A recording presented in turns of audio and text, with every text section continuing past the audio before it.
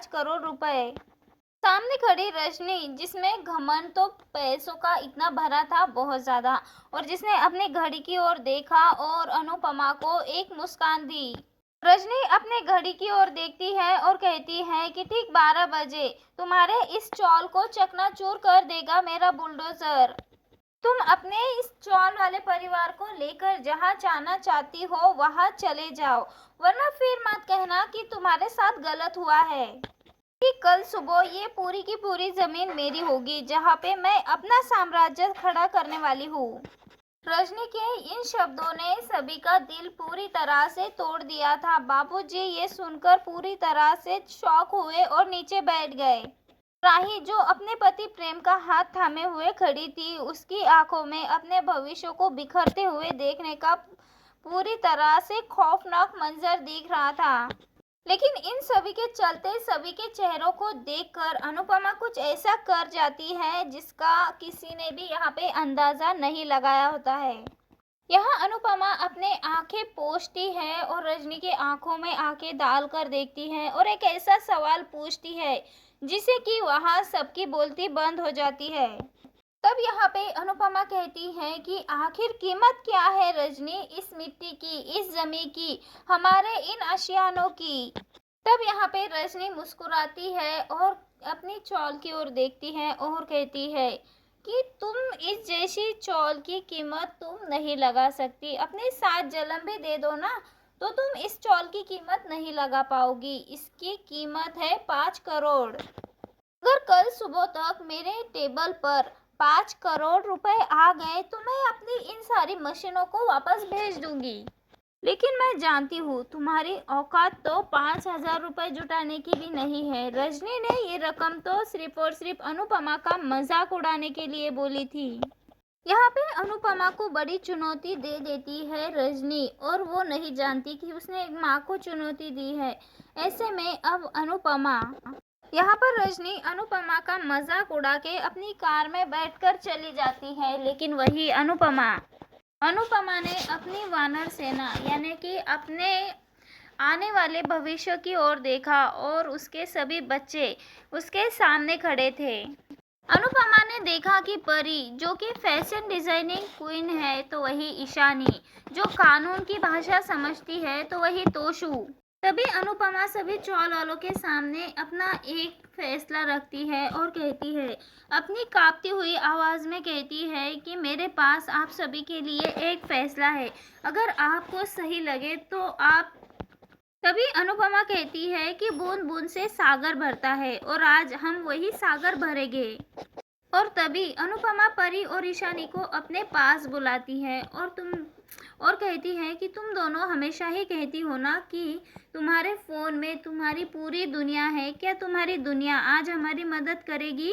और तभी परी अपना लैपटॉप निकालती है और क्राउड फंडिंग यानी कि ऑनलाइन फंड जमा करती है। और यहाँ पे परी कहती है कि दादी, काफ़ी सारे लोग हैं जो कि ऑनलाइन दान करते हैं, फंड करते हैं, हमें बस अपनी कहानी उन्हें बतानी है।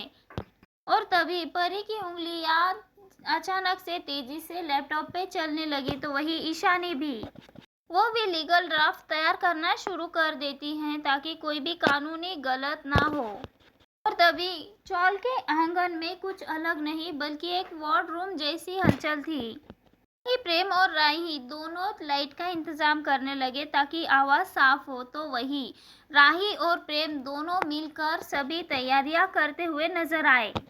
वहीं एक कोने में खड़े पाखी और दिवाकर, वो दोनों इस अनुपमा की कोशिश को नाकाम करते हुए नजर आ रहे थे। दिवाकर यहाँ पे पाखी के कान में चुपके से कहता है कि देखो पाखी, अब तुम्हारी माँ ऑनलाइन भीख मांग रही है सबसे, अब क्या ही इज्जत रह जाएगी सबके सामने तुम्हारी और मेरी। पाखी, जो हमेशा ही अपने दिमाग से काम नहीं बल्कि किसी और की सोच से काम करती है, वो आगे बढ़ती है और वहाँ पे जोर से चिल्लाती है, बस करो मम्मी अपना ये ड्रामा। क्या 5 लाख रुपए एक झटके में एक रात में तैयार करना क्या मजाक थोड़ी है ये सब कुछ? क्या आप पागल हो गई है क्या? क्यों हमारी नाक कटवाने पे तुली है? तब यहाँ पे अनुपमा, तब सख्ती से अनुपमा कहती है कि बाकी इज्जत घर बचाने में है, घर टूटने देने में नहीं। और मैं जो कर रही हूँ ना, ये भीख नहीं, ये सहयोग है। अगर एक इंसान गिरता है तो किसी दूसरे को हाथ देके उठाना भीख मांगना नहीं होता। अनुपमा ने पाखी को नजरअंदाज किया और परी की ओर इशारा किया और परी को कहा कि मैं तैयार हूँ। बैकग्राउंड में वो टूटा हुआ मंदिर और रोते हुए बच्चे दिखाई दे रहे थे। जैसे ही गो लाइव का बटन दबा, तब अनुपमा के चेहरे पे दुनिया भर का दर्द और उम्मीदें एक साथ उभर के आ गई। और तब अनुपमा कहती है कि नमस्ते दोस्तों, मैं जोशी बहन हूँ, अनुपमा जोशी। मैं आज अपने लिए नहीं बल्कि इन सैकड़ों परिवारों के लिए आप सबसे बात कर रही हूँ। अनुपमा अपनी लाइव वीडियो में बताती है कि किस तरह से रजनी ने धोखे से पेपर्स पे साइन कराया और किस तरह से उन्हें रातों रात बेघर किया जा रहा है। इन परिवारों के घरों की इस चॉल की कीमत 5 लाख रुपए लगाई गई है। अगर आप 1 रुपया भी देंगे ना, तो एक घर की एक ईंट लगाने में वो काम आ जाएगा। और तभी लाइव वीडियो में व्यूवर्स की संख्या बढ़ने लगी। संख्या रॉकेट की तरह ऊपर जा रही थी। वहाँ कोई 10,000, 20,000, कोई 100, 200, 300, कुछ इस तरह से सुपर चैट और अनुपमा की मदद कर रहा था। तो वही सभी चॉल वाले ये सब कुछ देखकर पूरी तरह से हैरान थे कि किस तरीके से टेक्नोलॉजी और समझदारी मिलकर अपना वक्त बदल सकते हैं। पहले पहले रकम कमी थी, 10,000, 5,000, 50,000, कुछ इस तरह से, लेकिन हैशटैग पूर्वी चॉल सेफ ये ट्रेंड करने लगा और फिर व्यूअर्स और भी ज़्यादा फंडिंग करने लगे। जो परी और ईशानी के दोस्त थे, अनुपमा के पहचान वाले थे, उन सभी ने वीडियो को ज़्यादा से ज़्यादा शेयर किया, जिससे कि अचानक से वीडियो पे व्यूज़ की बाढ़ आ गई और फंड भी काफ़ी ज़्यादा जमा हो गया। बा जो कि पहले कोस रही थी कि इस तरह से भीख नहीं मांगा जाता सबके सामने, वही बा हाथ जोड़ के कान्हा जी के सामने प्रे कर रही थी कि कान्हा जी अनुपमा की लाज रख लेना। और रजनी जो कि अपने घर पे शैंपेन की बोतल खोल कर पार्टी कर रही होती है, उसे असिस्टेंट का कॉल आता है और कहा जाता है कि मैडम आप अपनी टीवी ऑन कर लीजिए। रजनी ने जैसे ही फ़ोन देखा और अपना टीवी ऑन किया तो ऐसे में उसकी होश उड़ गए। फंडिंग का मीटर 50 लाख पार कर चुका था। तो तभी रजनी ने गुस्से में अपना ग्लास दीवार पे दे मारा और चीखने लगी कि नहीं अनुपमा, ये नहीं हो सकता, तुम मुझसे जीत नहीं सकती। तभी गुस्से में रजनी गौतम को कॉल करती है और गौतम को ये सब कुछ बताती है। तब रजनी कहती है कि गौतम तू कुछ भी कर, लेकिन वो लाइव स्ट्रीमिंग बंद करा। अगर उसने 5 करोड़ रुपए जमा कर लिए और सभी लोगों के सामने मेरी इमेज खराब कर दी, तो मैं बहुत ज़्यादा मुसीबत में आ जाऊंगी। मैं अपना बदला पूरा नहीं कर पाऊंगी। इंटरनेट काटो, बिजली काटो या फिर साइबर हैक करो, मुझे नहीं पता तुम क्या करोगे, लेकिन किसी भी तरह से अनुपमा की लाइव स्ट्रीमिंग बंद करो। इधर चौल में माहौल और भी ज़्यादा तनावपूर्ण हो गया था, क्योंकि यहाँ पे बारिश भी हो रही थी। बारिश बहुत ज़्यादा तेज़ हो रही थी, क्योंकि ऐसा लग रहा है कि प्रकृति भी अनुपमा की जैसे परीक्षा ले रही हो।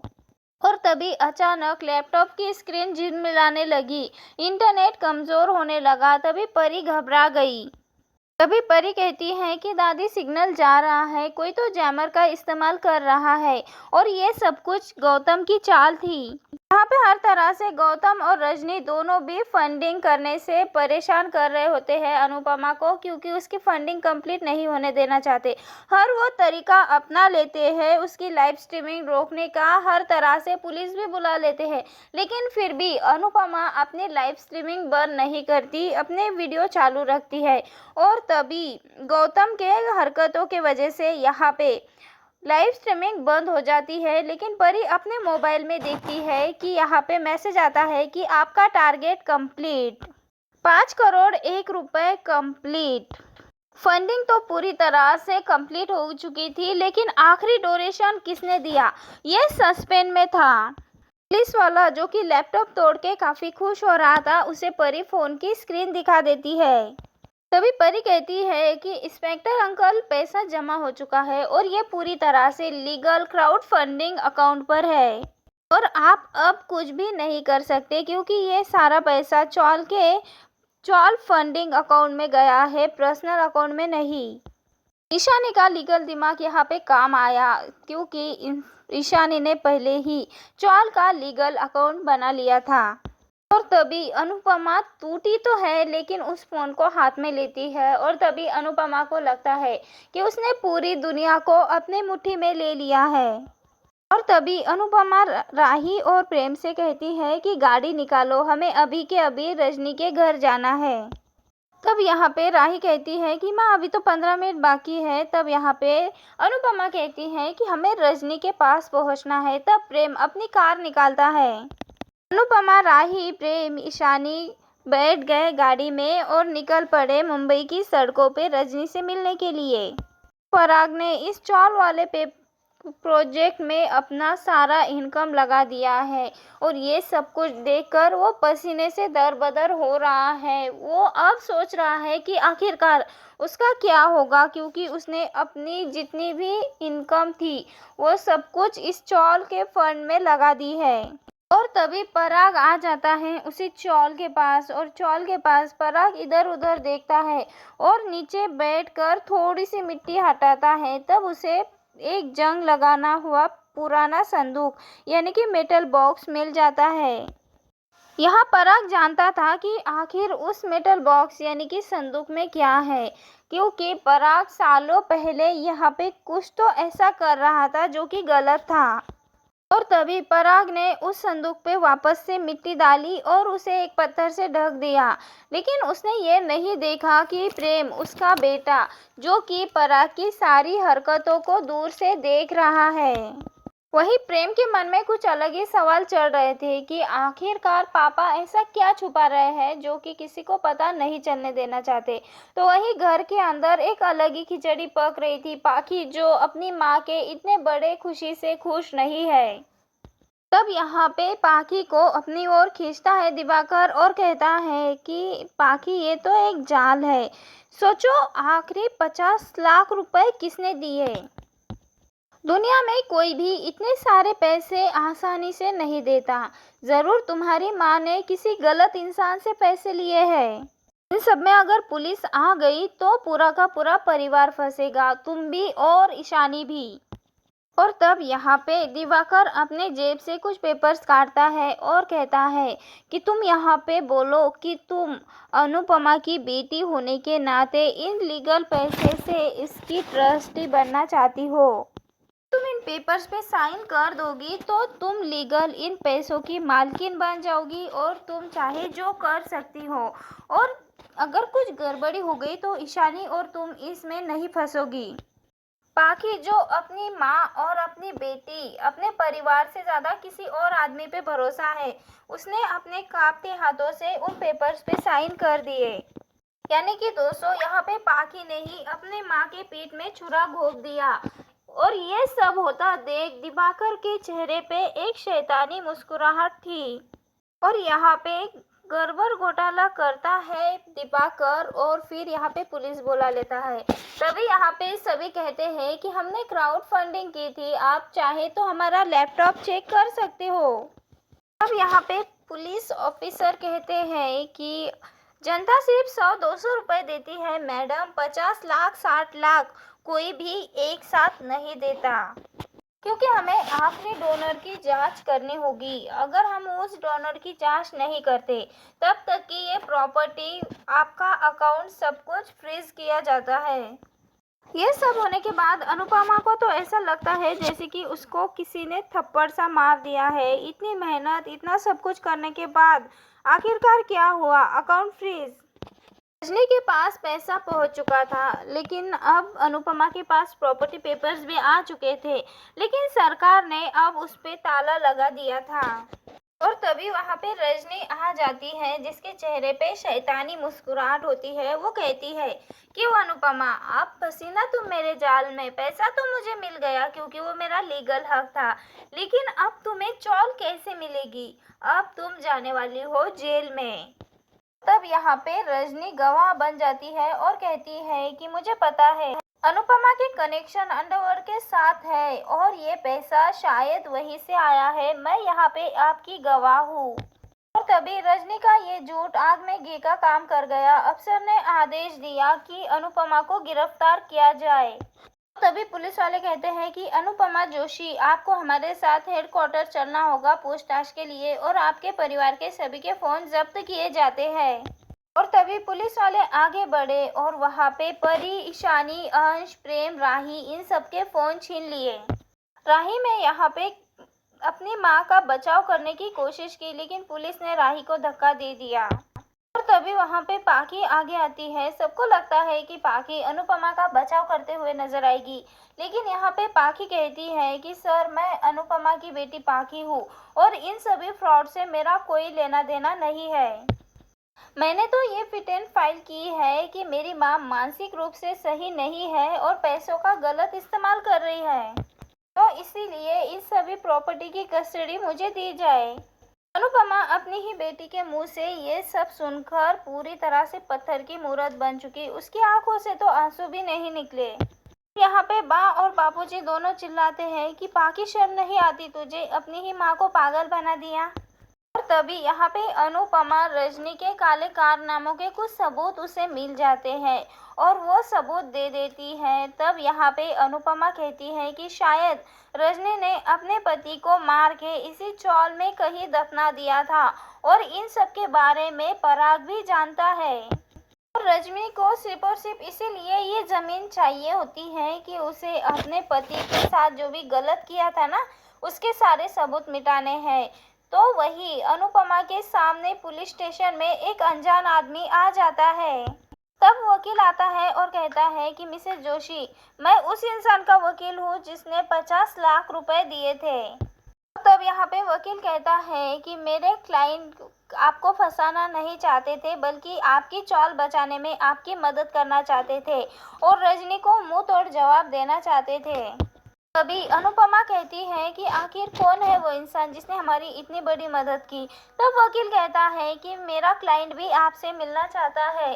तब यहाँ कहानी में सस्पेंस होने वाला है, लेकिन ये नाम मालविका या फिर अनुज या फिर कोई ऐसा दोस्त जो कि अनुपमा का है, ये सब होने वाले हैं, या फिर कोई तो ऐसा है जो अनुपमा का शुभ चिंतक है और उसकी मदद करना चाहते हैं। ये कहानी में सस्पेंस आगे और भी ज़्यादा इंटरेस्टिंग होने वाला है। वेल दोस्तों, आप नहीं जानना चाहेंगे आखिर ऐसा कौन होगा जो अनुपमा की सीक्रेटली मदद कर रहा है? कमेंट में ज़रूर बताएं। तो मिलते हैं नेक्स्ट वीडियो में। Bye bye.